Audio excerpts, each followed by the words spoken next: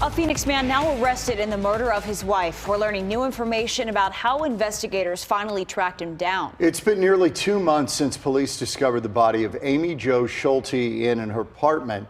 Fox 10 investigator Justin Lum showed and spoke to her loved ones who are relieved that an arrest has been made. Shaun Schulte is booked on multiple charges, including second-degree murder and tampering with evidence. Court documents say investigators found Ajax powder on the victim's body. By that time, Schulte had taken off to Mexico. You just don't expect to hear that. It just really was a shock. Glenn Hurd and his wife, Christy, spoke to me from Louisiana. The ex-husband of 49-year-old Jo Schulte says he was shocked to learn of her sudden death last month. She was a brilliant person. IQ, I think 160 plus, and I think it's a tragic loss that she's gone. On April 6th, Phoenix police found Amy's body in her apartment near North 36th Street and Osborne Road. 3 calls for a welfare check had been made, one by Amy's boss, the second by her mother-in-law, and finally, Amy's neighbor. She was last seen alive 2 days earlier.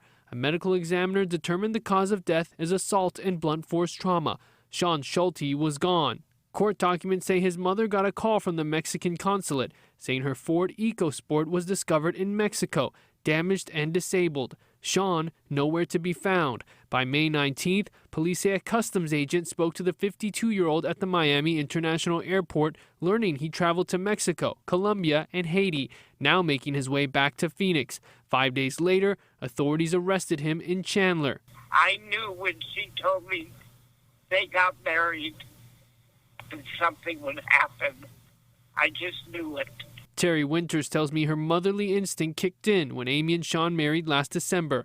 Police say a witness received texts from Amy in late March claiming her husband was physically and verbally abusive. Amy leaves behind a 21-year-old son, Matthew, who is struggling with her loss. And they were talking all the time and they were planning to see each other, and she was planning to come out when he graduates next year from college.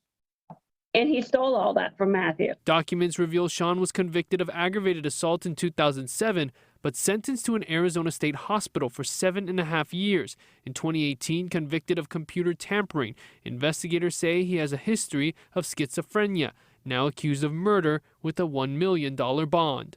I hope he stays there.